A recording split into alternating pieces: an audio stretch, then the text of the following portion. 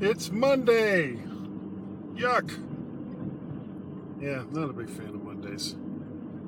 But it is Monday, April 30th. This is Guy's Daily Drive.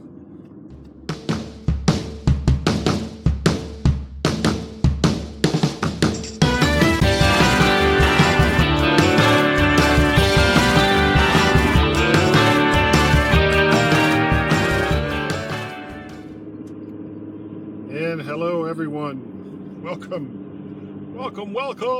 to Guy's Daily Drive. I'm coming up here on a speed hump. I hate these things. I mean, I understand why they're there. It's, especially in residential neighborhoods, it's to keep people from just barreling down the highway. Or it's not even a highway, barreling down a residential street because they can. So the speed bumps are there to slow them down and hopefully save some lives, in theory. So, as I was getting all my stuff together today to go to work, wearing a tie because I have to go get my building pass renewed today, so I have to do my best. This is the image that everyone will see of me if they look at my badge for the next however long, 3 to 5 years. I'm not even sure how long the badges go for these days, since I haven't had one replaced in a really long time. But as I was getting ready to go to work today, a thought struck me, as they are wont to do, how we are enslaved by technology these days. And, coming from me, that's kind of a hoot, since, mostly what I do outside of work is talk about technology, whether it's on Guy's Daily Drive or the MyMac Podcast that I do with Gaz, or the Mac to the Future podcast that I do every Wednesday night at 8 p.m. Eastern Standard Time over there on the Facebooks. You can find it. I'm giving an ad at the beginning instead of the end. You can find it on Facebook under my name, or over, if you belong to the group, the Mac to the Future Facebook group. So anyway, took my shower, got dressed, got all my stuff together that I need for work that's related to food. I've been taking my own food in. My weight is down, by the way. I've started a new diet. I know I'm getting off track here. Started a new diet and got a new scale. The scale we had was only good to 300 pounds. And I'm currently a very, very large guy. And so I needed a scale that would go over 300 pounds. Damn it. So got one, and when I first weighed myself on it, the damage wasn't as bad as I thought it was going to be. I don't remember exactly, but it was between 315 and 316 pounds, which is 30 pounds more than I was when I stopped smoking last year, and only having gained 30 pounds in a year, almost a year, it'll be a year, actually next month. I basically am saying I'm celebrating 1 year of not smoking. I never say I quit. I never say that, because I'm always one cigarette away from having to deal with that that stuff all over again. It's not been easy. But having only gained 30 pounds, that doesn't seem like it's excessive from what I hear from a lot of other people in regards to weight gain when they stop smoking. But I digress. So as I got all my food stuff together, my hard-boiled eggs, my lunches, a few other things, and I went downstairs to get my gear, my tech gear, which includes an Apple Watch, my iPhone, the iPod Touch 6th Gen that I actually record Guy's Daily Drive with, my 12.9-inch iPad Pro, the Apple Smart Keyboard that goes with that. I mean, just all this gear. And what we use it for is kind of irrelevant. You know, you could say, well, I'm, writing this great screenplay, or, I'm doing Farmville or whatever. But so many people just carry all this stuff. We have become, as a society, so reliant on technology that a lot of the basic skills, a lot of the basic analytical skills that we were taught as kids, and I'm talking about my generation, started school in 1966 in elementary school as the first grade, all the way through to the end of high school in 1978. But we were taught a lot of different things that now are kind of irrelevant, though maybe they shouldn't be. Things like balancing the checkbook, basic, simple addition and subtraction, multiplication in mathematics. And a lot of kids aren't really taught these skills these days because they always have a phone, or they always have a watch, or they always have some device that can do the simple math for them. Or they're in a job. Let's, for example, you take someone who is a cashier, and it doesn't matter whether it's at a fast food place or some kind of store that sells stuff. Regardless, they're a cashier, and you walk up and you've made a purchase for $9.15. Well, you don't want to carry around a lot of change, so you reach into your pockets, and this is assuming that you're not just doing this electronically. You're actually going to pay in something like crazy, like cash money. You reach into your pockets, and you get a $10 bill and a quarter, 25 cents. You hand it to the cashier, and they look at it like they don't know what to do with it. And you're basically handing them more money than what you need to complete the transaction, so that at the end, with a $9.15 purchase, you will receive back $1.10 when you've handed them a $10 bill and a quarter. Because you don't want to carry around a lot of change. If you just handed them a $10 bill, you would have gotten 85 cents back in change. And hopefully just 3/4 of a dime, but if they're running low on change, it could be almost anything. So they look at the bill and the coin like it's Egyptian hieroglyphics, and cannot be resolved without something to translate what this is going to mean.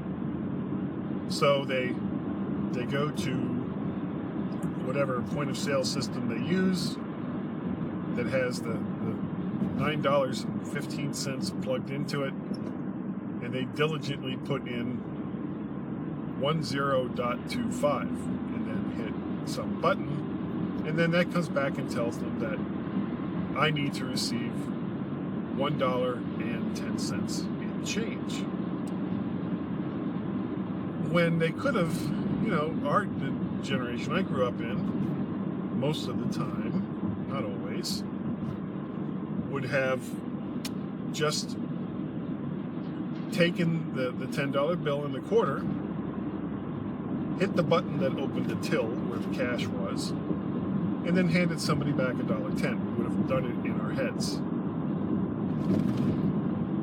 That doesn't happen these days. For the most part, that doesn't happen. They have to be told by the machine that $10.25 for a $9.15 purchase receives back $1.10. Yeah. So, basic, simple math that kids are no longer capable of doing. I've had occasions where, for one reason or another, these are all these point-of-sale systems are now run by computers.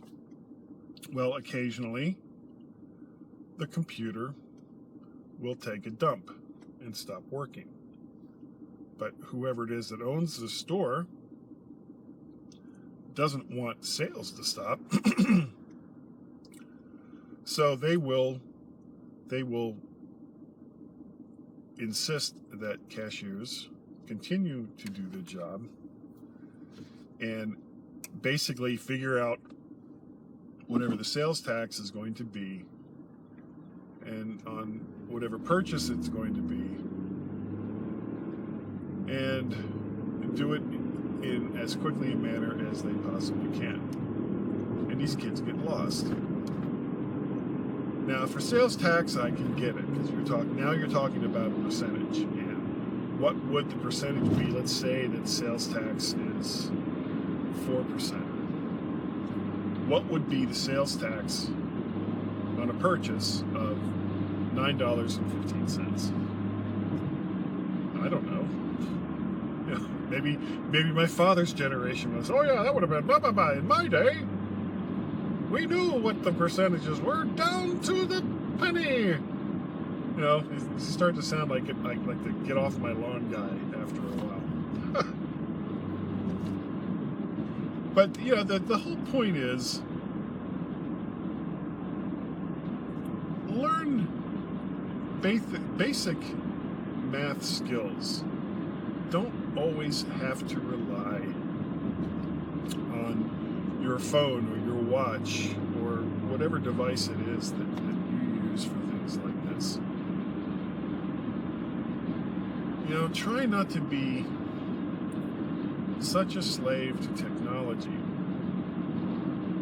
that you can't figure out the simple things. We're already nearly at the point where people can't connect on a personal level because they're so used to doing it through a social media site, whether it's Facebook, Google+, Instagram, Snapchat, whatever. It doesn't really matter. People are losing the ability to connect on a personal level, a face-to-face level, because they're so reliant on having that filter, that technology filter, which, by the way, also makes many people very, very brave. You have a difference of opinion with someone. That's fine. Not everybody has to believe the same stuff that you do. So you tell them, I don't agree with you. And in person, face to face, chances are, in most cases, the response would be, okay, I respect the fact that you have a difference of opinion, and we'll just have to agree to disagree, or maybe they'll have some kind of discussion on whatever the difference of opinion is, and maybe or maybe not, someone's mind will be changed, and there will be some learning that happens. Learning is good. But in social media, because there is no face-to-face, that filter doesn't exist. So, because you have a certain amount of anonymity, You can sit there and scream at somebody to your heart's content over how they're the biggest piece of crap that ever lived because blah, blah, blah, and they don't like whatever TV show it is that you like.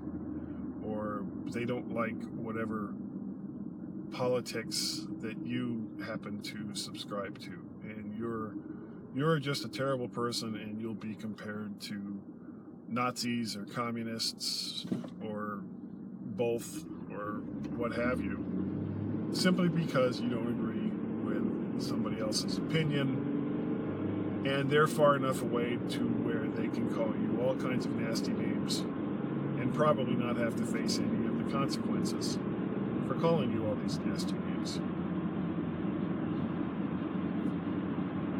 Well, that's cowardly. There's no other way to put it. That's you.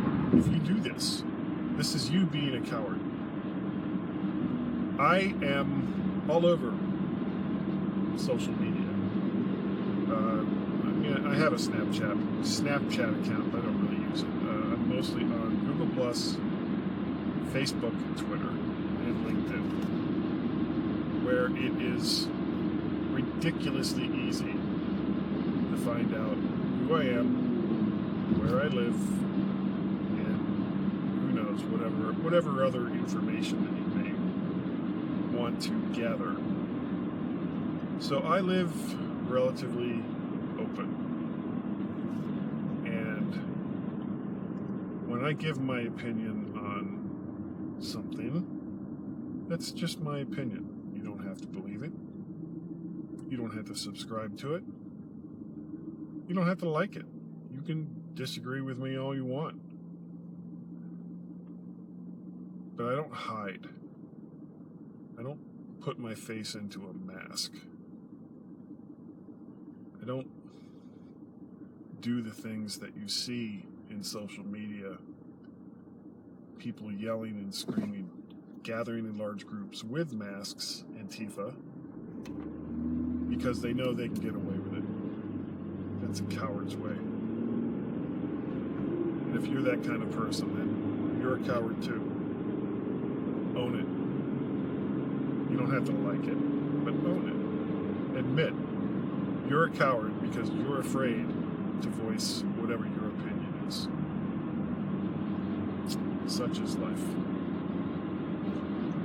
If you would like to get a hold of me after all those things I just said, I can be reached. Guy at mymac.com, probably. Or guy at mttfgo.com. I am Mac Parrot on Twitter. How else? I guess that's enough.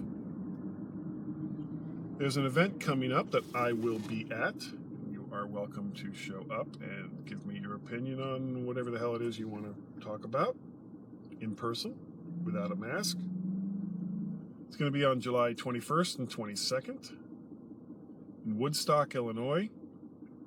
It is the MacStock Conference and Expo. You can find out more information on it. MacStockConferenceandExpo.com. The price for the entire weekend, not counting, of course, transportation and lodging, is $249. However, you can take off, I believe, I was just talking to Mike Potter, who's the organizer for the MacStock Conference and Expo yesterday, and I don't have it here in front of me, unfortunately, but he has a new coupon code that is exclusive to MyMac.com, so that's basically Tim and myself, Robertson, and that is MyMacGuy. If that's not right, let me know here, and I will post what the actual thing is when I get home and after I get this posted. That will get you $70 off, so it's down to $179 for a weekend of meeting a lot of great people involved in the Mac community, including Dr. Mac Bob Levitas, who it looks like I'll be picking up at the airport, him and his wife, hopefully. And it's just going to be such a great time. And it's just outside of Chicago, so it's super easy to get to. July 21st and 22nd. Check it out, MacStockConferenceandExpo.com, though. I mean, basically, if you Google MacStock Expo, it'll come up. You'll see it. So that's all I have for today. Thank you all for watching, and I will catch you next time on Guy's Daily Drive.